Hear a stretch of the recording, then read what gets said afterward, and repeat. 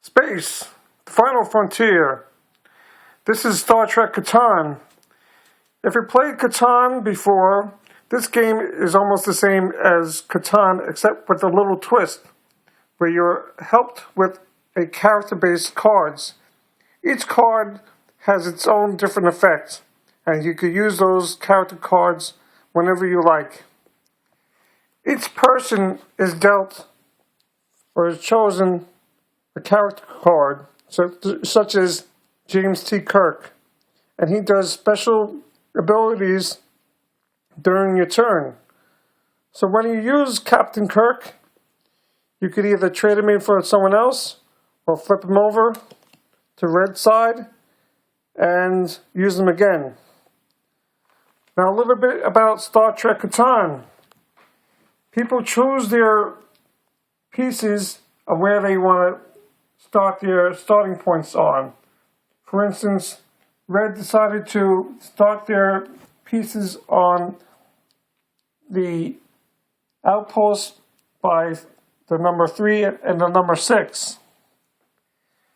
That shows when they roll the dice, if they roll a 6 or a 3, they'll get that resource. And each resource represents by the cards, such as water. Water is the blue planet. Oxygen, which is the white planet. Dilithium, which is the green planet. Titanium, which is the orange planet.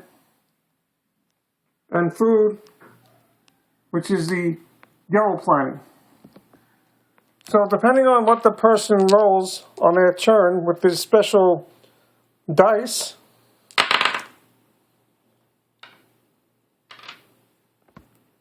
we have a 9.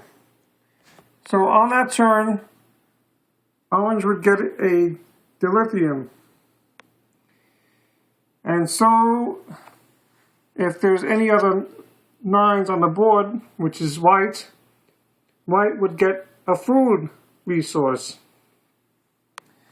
So you may ask, who's the robber in this game? Well, it's the Klingon ship, which is a pretty cool rendition of the robber. So whenever you roll a 7, the player who rolls a 7 chooses their opponent's token. Let's say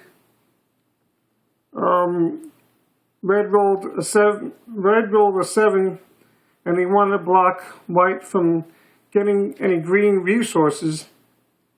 They put the Klingon ship on that resource, and he steals a card from white randomly. Also, every other player would lose half of their resources if they have 7 or more cards. So how do you get points in this game? Usually the victory point is 10. And how do you determine who the winner is? Well, of course you have this little building course guide, which helps you with the cost of each item. For instance, the lithium and titanium is a new starship. The lithium, titanium, food, and oxygen gets your outpost, which is 1 victory point.